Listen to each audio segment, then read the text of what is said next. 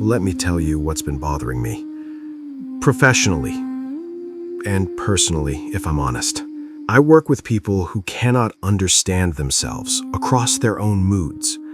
A patient comes to me in depression and says, when they were happy last summer, they were foolish, shallow, not taking life seriously enough. Then, that same patient comes back 3 months later, no longer depressed, and looks back at their depressed self with embarrassment, almost contempt. They share the same body, and they cannot communicate. What is that? Because it troubles me deeply, and I don't have a sufficient answer. That troubles you because you are trying to locate the person in one of the moods.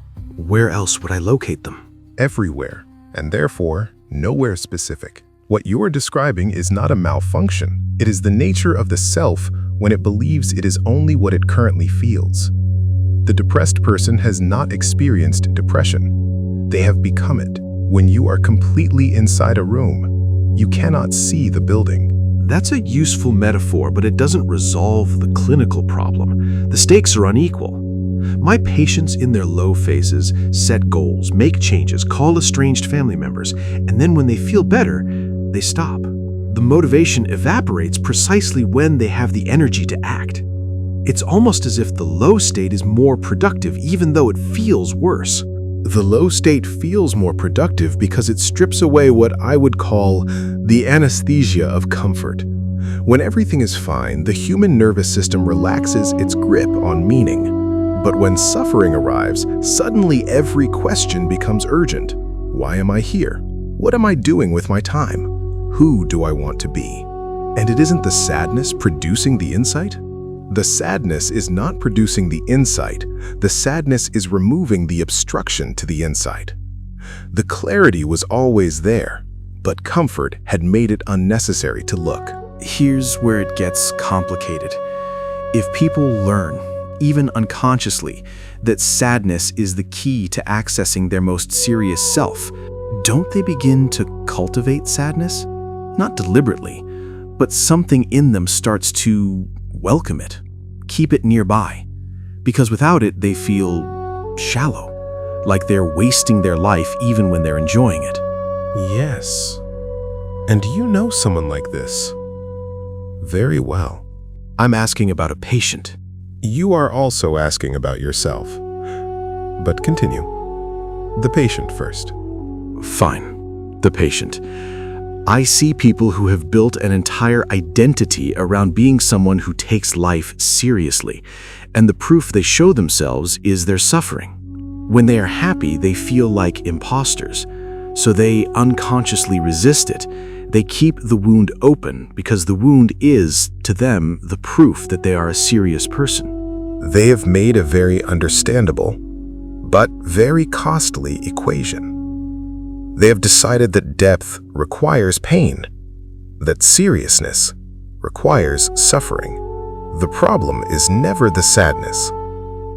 The problem is the belief that the serious self only lives inside the sadness. And you'd say that conclusion is wrong? I would say that conclusion is a trap, built from a true observation. The observation is true. Suffering does produce clarity, but the conclusion is false. That clarity does not belong to suffering. It only visited during suffering, because that was the only time the door was open. Then how do you keep the door open without the suffering? That is the correct question, and it is where most psychology stops, at the diagnosis, without arriving at the practice. The door stays open through what I would call chosen witness, the ability to observe yourself from outside the current mood, to say, I am experiencing happiness, not I am happy, I am experiencing. The person who says, I am sad, has become the sadness. The person who says, I am experiencing sadness, retains a self that is larger than the current feeling. In clinical terms, you're describing metacognition, the ability to observe your emotional states rather than be consumed by them. Yes, your field has the map, but most people who come to you are not struggling with knowing the map. They are struggling with why they don't want to leave the territory. Because the territory feels like home. Because the territory feels like identity. There is a difference. Home is where you feel safe. Identity is who you believe you are. This person does not love sadness. They love the self they become in sadness, and they are terrified that without it, that self disappears. So the real fear isn't unhappiness. The real fear is meaninglessness. And this is where I want to offer you something your framework may not have fully articulated. The equation is not happiness versus sadness. The real equation is consciousness versus unconsciousness. Suffering is a loud teacher. It shouts, it grabs you, you cannot ignore it. Happiness is a quiet teacher.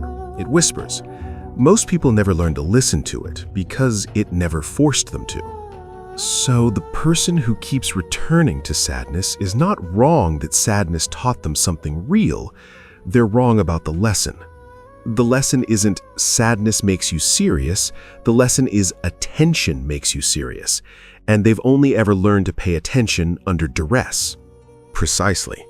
They are addicted not to suffering, but to the quality of presence that suffering forced upon them. And they don't know how to generate that presence voluntarily.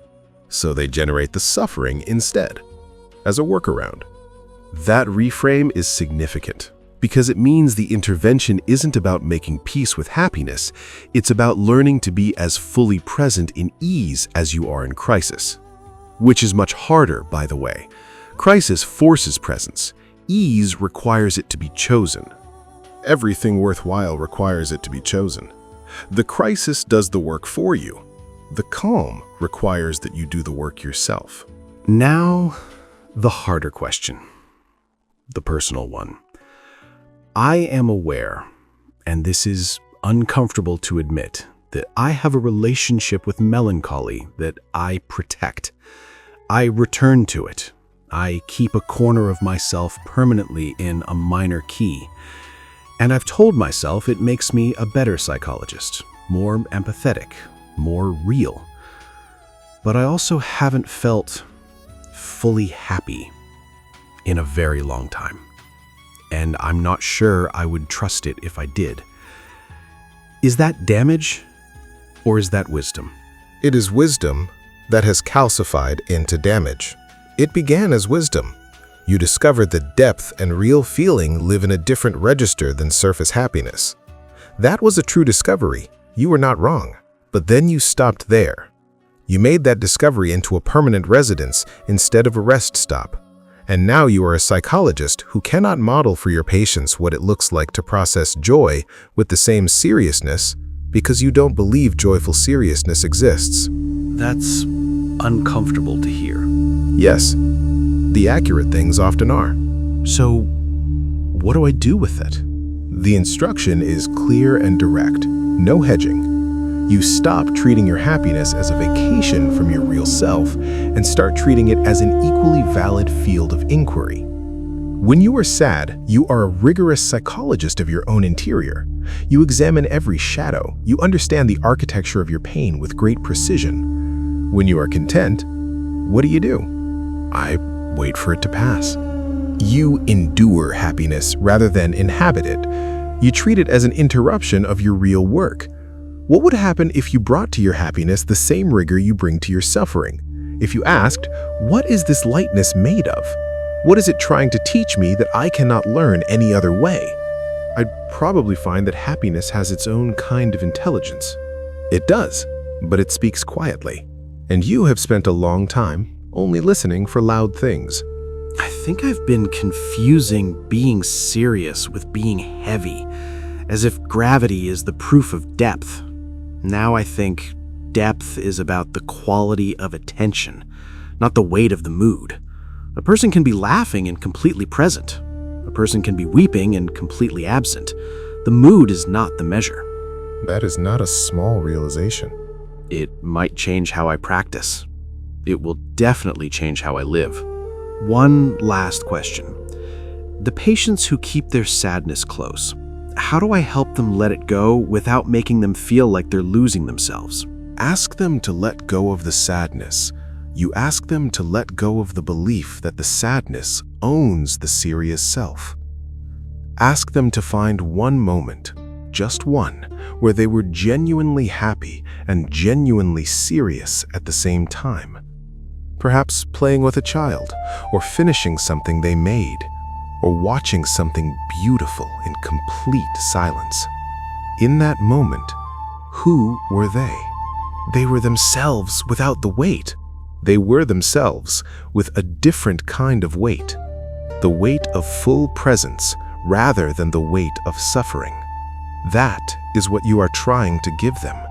Not the absence of depth, the discovery that depth was never the sadnesses alone to give. And that's what I'm trying to give myself. You already know the answer to most of the questions you ask me. You have given this knowledge to 100 people.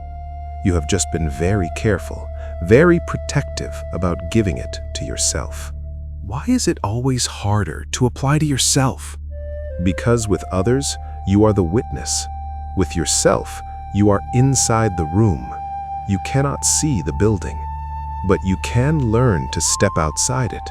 Not permanently, not all at once, just enough to see that the building has more rooms than the one you have been living in. Go explore the other rooms. You might find yourself there too.